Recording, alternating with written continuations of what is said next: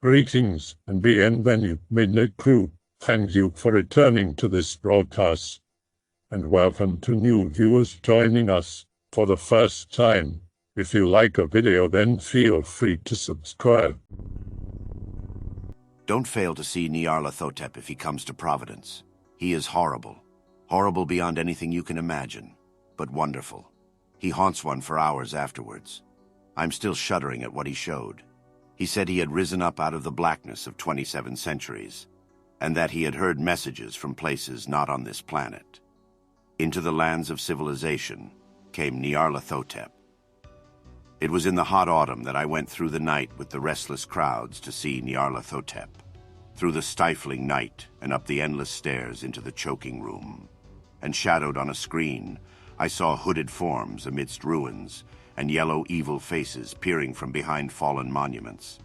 And I saw the world battling against blackness, against the waves of destruction from ultimate space, whirling, churning, struggling around the dimming, cooling sun. Then the sparks played amazingly around the heads of the spectators, and hair stood up on end while shadows more grotesque than I can tell came out and squatted on the heads. And when I, who was colder and more scientific than the rest, mumbled a trembling protest about imposture and static electricity, claiming the crawling chaos to be a falsehood, Nyarlathotep became focused on us and drove us all out, down the dizzy stairs into the damp, hot, deserted midnight streets. I screamed aloud that I was not afraid, that I never could be afraid, and others screamed with me for solace. We swore to one another that the city was exactly the same and still alive, and when the electric lights began to fade, we cursed the company over and over again. There was a dark hilarity in his face, and perhaps in his heart too, you would think. And you would be right. It was the face of a hatefully happy man, a face that radiated a horrible, handsome warmth. It was the Eldritch, always questing for new horrors, and determined to lead me on even unto those caverns of Earth's center where Nyarlathotep, the mad, faceless god, howled. It was a human skeleton, and it must have been there for a very long time. The clothing was in shreds, but some buttons and fragments of cloth bespoke a man's gray suit. I am his messenger, the Eldritch being said. The gigantic ultimate gods, the blind, voiceless, tenebrous, mindless other gods, whose soul and messenger is the crawling chaos, Nyarlathotep.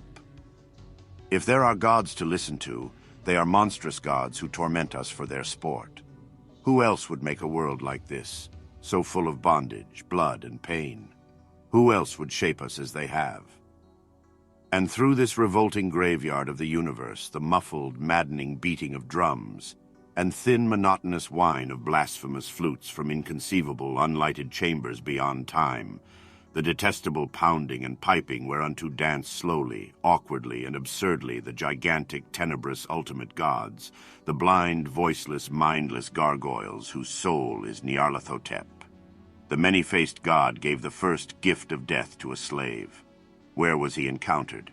Deep in the earth where slaves of Valyria toiled for the dragon masters. But before he gave the gift, he trained this first faceless man in the ways of the masks. And from this interaction came the cult of the faceless men and the religion of the many-faced god. It is understood in the land of dream that the other gods have many agents moving among men, and all these agents, whether wholly human or slightly less than human, are eager to work the will of those blind and mindless things in return for the favor of their hideous soul and messenger, the crawling chaos, Nyarlathotep. His skin was black, not the nut-brown of the summer islanders on their swan ships, nor the red-brown of the Dothraki horse lords, nor the charcoal and earth color of the dusky woman's skin, but black. Blacker than coal, blacker than jet, blacker than a raven's wing. Burned, his eyes peered out from amongst a mask of frozen flames. A tall, lean man of dead black coloration, but without the slightest sign of humanoid features, wholly devoid of either hair or beard, and wearing as his only garment a shapeless robe of some heavy black fabric. His feet were indistinguishable because of the table and bench, but he must have been shod, since there was a clicking whenever he changed position. The shining trapezohedron, a window on all time and space. Nyarlathotep is the soul and messenger of the outer gods, an utter paradox. It is utterly mad because all outer gods are mad, but operates and carries out the will of the outer gods with perfect logic and calculations. It can take any form it has met, and it has met over 1,000 species all over the universe. It is destined to one day destroy the Earth, and is credited with handing humanity the knowledge to make nuclear weapons. The mighty messenger of the outer gods, Nyarlathotep, has also been known to deliver tidings from the great old ones. He is the only outer god who chooses to personify his presence on our planet. A god of 1,000 forms, he comes to Earth to mock, to wreak havoc, and to spur on humanity's self-destructive urges. Hey, Ashantani, you are off. Send back Earth's gods to their haunts on unknown Kadith, and pray to all space that you may never meet me in my 1,000 other forms. Farewell and beware, for I am Nyarlathotep, the crawling chaos. But the worst and by far the most hideous feature was the lack of a face upon the ghastly thing. It was a faceless god, Nyarlathotep, mighty messenger, stalker among the stars, and lord of the desert.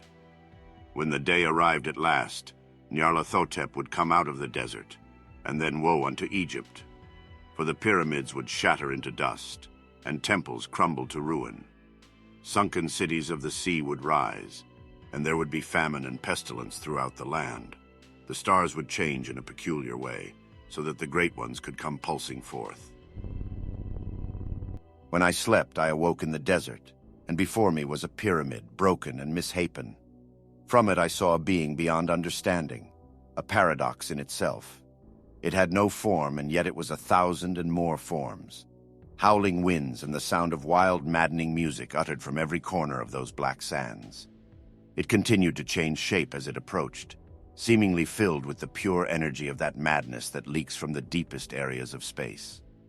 I knew I was seeing the hand of the moon, the crawling chaos, Nyarlathotep.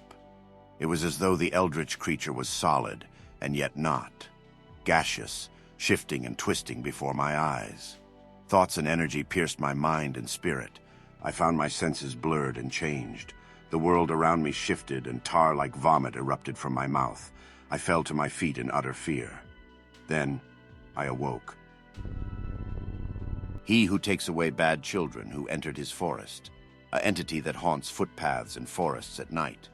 Destruction by burning and dismemberment of alleged victims, followed sightings of lightning balls created by severe weather conditions, leading some to assume that such a creature might arrive into this dimension or world by way of these natural phenomena. A corrector who would hunt those who existed through strange means, a tall, skinny, tree-like man. A nocturnal humanoid without a face that stalks, paralyzes its victims, and drives them insane. The spirit of the dead, a wicked humanoid with multiple limbs, the personification of chaos. It creeps into its victims' bedrooms and terrifies them as they sleep, said to cause loss of consciousness, fixation of the eyes in a stare, and loss of speech, the thief of the gods. An interdimensional being, continually stalking his enemies and increasing his power the more they fear him. On a night with no moon, the witch of Uruk was born to a jackal in the wastes when her father laid with the beast, for he was ugly and no woman would have him. The things in the desert took his life and stripped him of his name and burned a sign on the jackal for her sin. The jackal birthed her and had no other sons and daughters, for the desert ate her pups before her, and no male would have her after because of the sign, and the prey of the wastes heard whispers of her arrival and evaded her, and so she died. And the things in the desert said to one another, "Let us give her to the men of Uruk, for they will kill her, and we will not have the blood on our hands, lest we go down to the void." So the things were disguised as men, and went to the men of Uruk, saying, "This girl was born of chaos in the desert. Do with her what you will." And the things left to go to and fro in the desert, and to do terrible things in the night. The men of Uruk took her to the king and said, "Travelers have brought this girl, and have said she is evil and born from chaos. What shall we do, O king of Uruk?" The king of Uruk saw and had compassion on her, and ordered that she should be raised and instructed as a king's daughter, so that the chaos of her birth might be mended and subdued all her life. And he named her Enheduanna, and raised her as a daughter. Enheduanna outgrew her father, and lived for 333 years, until she first dreamed of the mad Arab, learning sorceries, astrologies, necromancies, and dreams. She had no sons or daughters, and was not married, for men were afraid of her, and shuddered at her power. Enheduanna acted as advisor to the king and his sons after him, and prophesied things none except her dared prophesy. She spoke of countless ages past, before the deluge and the mighty men of old, and of times and places none but her dare talk of, far beyond the firmament, beyond the heavens even of the gods. In a dream, on a hot night with no moon, she walked in the desert and met a madman whose eyes were far away and whose face was never familiar. He spoke blasphemous things and denied the priesthood she belonged to. He said he was not from her homeland, and that he lived in times and places far past hers. He spoke centuries of history that were in days yet to come. He spoke of the eons long lost that she had seen only in glimpses. He unraveled innumerable scrolls and spoke things that made the stars turn away in fear of reprimand for hearing of such atrocities and abominations.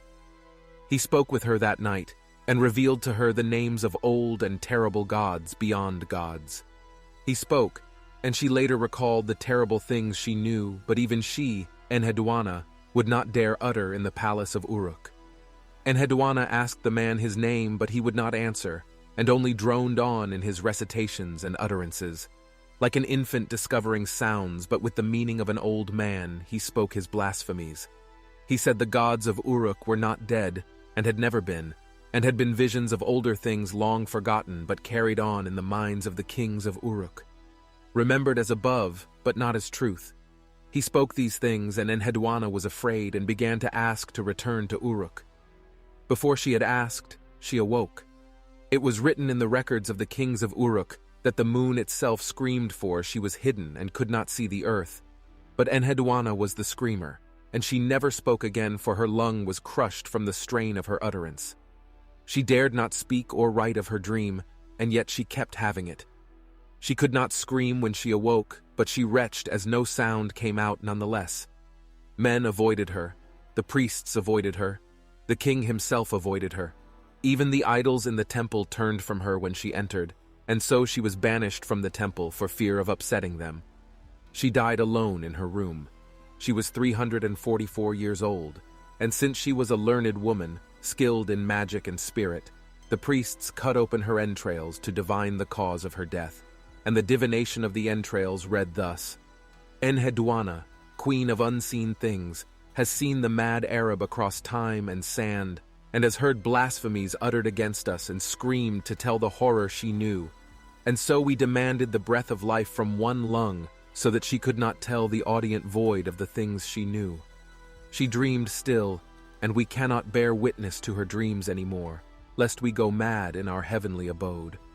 And so we have demanded the breath of life from her other lung, for we cannot bear it any longer.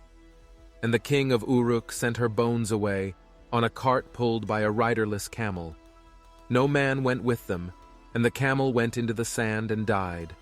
And no jackal ate her corpse or the corpse of the camel, for her father and mother's sin was great, and the fear of heaven remained upon them. And then men of Uruk prayed for themselves, that they not be counted among her sin. And that king died, and his son took his place. The account of Abdul Hazred, son of a prostitute and a sojourner in the night, scribe of Sen, reciter of burdensome things, the mad Arab. And date, I woke to a terrible cacophony of noise from outside my home. I was afraid, but as the noise seemed to me to be of creatures in pain, and like most men having no ability to sleep through screams, I rose and went out in my typical period garment one would sleep in. Though the moon was full, there was a great fog over the earth, and there was no light from heaven, but there was a glow from the well. Though there was no wind, there was a bitter cold, and I shuddered at it. As I moved slowly, for the night was dark, I saw the light flicker as if a great pain writhing were occurring near the source, and the noise increased with my approach. I walked, but the earth stretched before me as if my walking made the distance yet to be walked increase, and I grew tired but did not stop. After a long time, the ground between me and the well shrank and seemed to shudder, as if buckling and giving into my curiosity, and I approached the well. Inside I saw that it went deep into the earth, deeper than I had judged before, for the well was familiar to me. As I peered down, I saw a great vision in the deep place under the earth, and the noise, apparent now as some sort of arrangement of horrible piping flutes, gnawed at my ears like the dying cries of a man who knows himself soon dead and deserving of hell. Then I saw nothing. I saw not the darkness of astrologers in the spaces between the spheres, or the blank white of decadent walls. I saw not the space of air in an empty glass vessel. I saw nothing. I saw the ultimate void, emptiness, nothing. There was nothing, nor the idea of anything, or even of nothing. There was not a thing, not even a void. There was not a thing, not even nothing, and from nothing I saw a host innumerable of blind invalids writhing in agony, each with a large flute on which they played. The playing hurt them, and seemed a cause of their grief. The noise from them rose from the well and filled the earth, so that I could not hear for 2 days after. As they played, the idiot god was, and remained. After he set forth a rite of sorcery and set in motion his creation, beginning with the creation of his heralds, who would play at his becoming. Darkness that hurt my eyes like sunlight shone forth, and with ears that could not hear I heard the name Azathoth. And so the idiot god, through no will of his own, was, and is yet to come. Through the sorceries he worked, he set it forth such that he always was, and that there never was a time before him, and that the void that came before was always full of him and his heralds, and that his name was Azathoth. Once again, nevermore, Nyarlathotep has come to deliver few messages, break many minds. Then he will leave Earth to its end, then return after many years, in all his glory to drive the end forward. He will come with the brothers and sisters of light and dark, bringing the end. And many a mind shall be ripped open as their eyes gaze forward and see the hunters approach. Both order and chaos drive the end. Nyarlathotep is on Earth driving to the end, slowly and quickly, answering questions and granting knowledge not needed. He avoids none, seeps into their mind from far away, no matter the miles. Nyarlathotep crawls nearby, in an instant he is there, for he watches and manipulates man. The outer gods are ruled by Azathoth, the demon sultan, who holds court at the center of the universe. A group of outer gods dance rhythmically around Azathoth, in cadence to the piping of a demonic flute. Among the outer gods present at Azathoth's court are Tulsha, the green flame, and possibly Shub-Ne-Gurath, the black goat of the woods. Yog-Sothoth, the All-in-One, co-rules with Azathoth and exists at all places and at all times in the cosmos, yet is somehow locked outside the mundane universe. Nyarlathotep, the crawling chaos, is the avatar and soul of the outer gods, and serves as an intermediary between the deities of the pantheon and their cults. He is the only outer god to have a true personality, though he possesses a malign intellect and reveals a mocking contempt for his masters. Nyarlathotep differs from the other beings in a number of ways. Most of them are exiled to stars, like Yog-Sothoth and Haster, or sleeping and dreaming like Cthulhu. Nyarlathotep, however, is active and frequently walks the earth in the guise of a human being, usually a tall, slim, joyous man. Nyarlathotep enacts the will of the outer gods, and is their messenger, heart and soul. Unlike the other outer gods, causing madness is more important and enjoyable than death and destruction, terror of souls, ripper of flesh. I had never heard the name Nyarlathotep before, but seemed to understand the allusion. Nyarlathotep was a kind of itinerant showman or lecturer who held forth in public halls and aroused widespread fear and discussion with his exhibitions. These exhibitions consisted of 2 parts: first, a horrible, possibly prophetic, cinema reel, and later some extraordinary experiments with scientific and electrical apparatus. As I received the letter, I seemed to recall that Nyarlathotep was already in Providence. I seemed to remember that a person had whispered to me in awe of his horrors, and warned me not to go near him. But Loveman's dream letter decided me. As I left the house, I saw throngs of men plodding through the night, all whispering affrighted and bound in one direction. I fell in with them, afraid yet eager to see and hear the great, the obscure, the unutterable Nyarlathotep. What his fate would be, he did not know, but he felt that he was held for the coming of that frightful soul and messenger of infinity's other gods, the crawling chaos, priest of the ether. There I was striding to heaven and they were calling me from beyond, and I heard, "Don't look back." But I did, in my eyes, they cannot forget that sight. The crawling chaos comes, a giant maelstrom, absorbing what we'd left behind.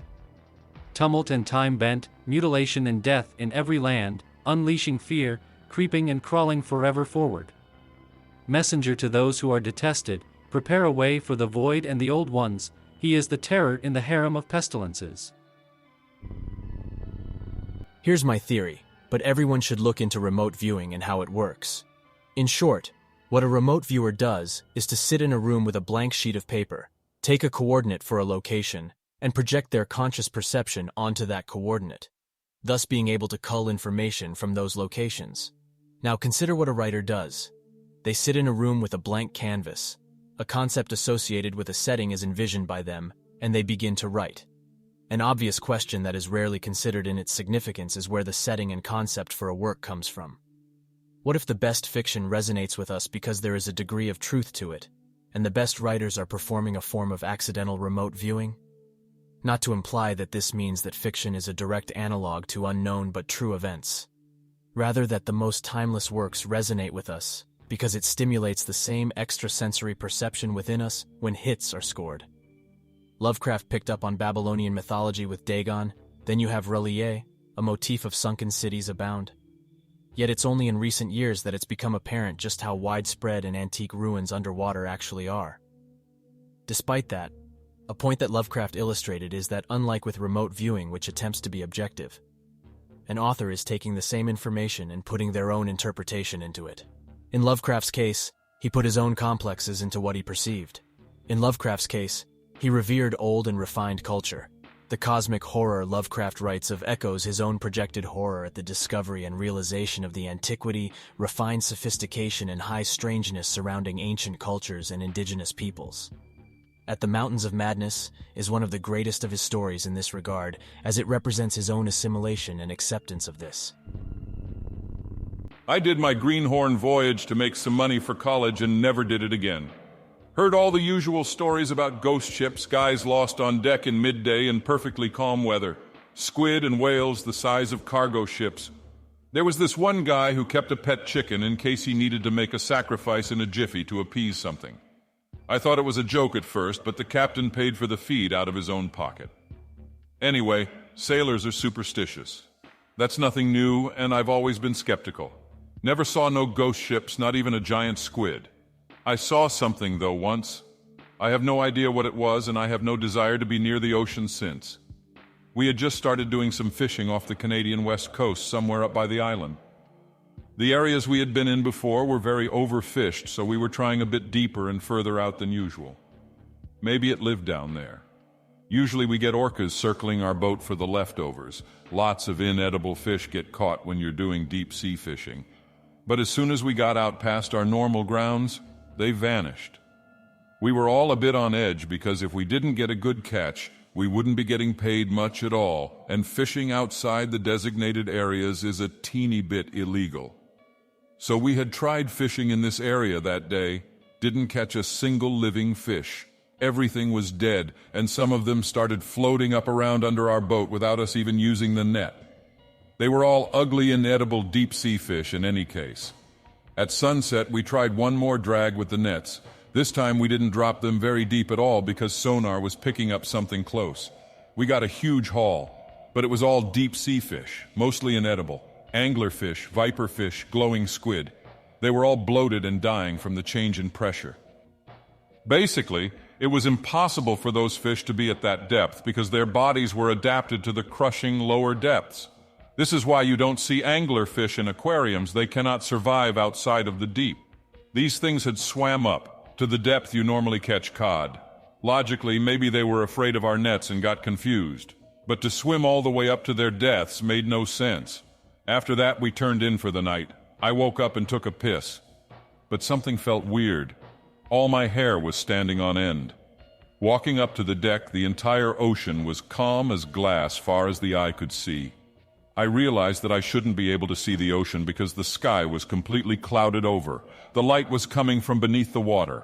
It was faint and flickering, the deepest blue I've ever seen in my life. So deep it was like a black light, and I felt something tug on my mind like a handful of hair inside your head being pulled by an invisible hand. My entire body went into panic mode. I could feel my mind being torn right out of my skull. I couldn't even let go of the railing. My entire body convulsed and I passed out.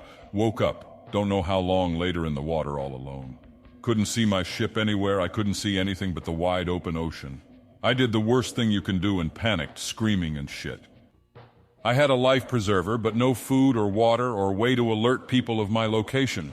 I spent a couple days floating out there before a Coast Guard helicopter found me. Another day and I probably would have died. Haven't set foot near the ocean since. I think people are so used to being the apex predators of the world that they forget that there are worlds infinitely strange and hostile to us just below the surface. Places where we have no right to be, things we just aren't meant to see. I imagine those blind deep sea fish we brought to the surface feel similarly. What do you think that was? Please elaborate on the light you saw, the sensations you felt. Also, did you contact any of your fellow crew? Did they see anything or remember what happened to you? Ever swam in deep water and looked straight down? That's the color it was, like I said. Pitch deep blue is the only way I can describe it. Not any sort of light I've ever seen before or ever want to see again. I have nightmares sometimes about being torn out of my body and sinking down towards that light, to a place darker than the total absence of light, to depths that crush even your spirit, places where our minds were not meant to survive. That's the damn closest thing to an old one or whatever Lovecraft wrote about. Not a he or a thing or a creature, not even an it. It was a place or a plane or something. Something so absolute in magnitude that it transcended what I could properly comprehend. I can still vividly remember being glued to the railing, my entire body rigid and my head, my eyes, my mind ever so slowly being pulled down. If you want to know what it felt down, like I was sinking forever.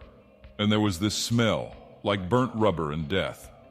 I talked to the captain to get my pay after they came ashore. I just said that a rogue wave had washed me over and he didn't say anything. He paid me in full even though he didn't make a profit. I hope that you enjoyed tonight's broadcast. If you enjoyed tonight's story, then please subscribe to the channel as more green texts will appear daily. A new broadcast will appear when the clock strikes midnight Central Time.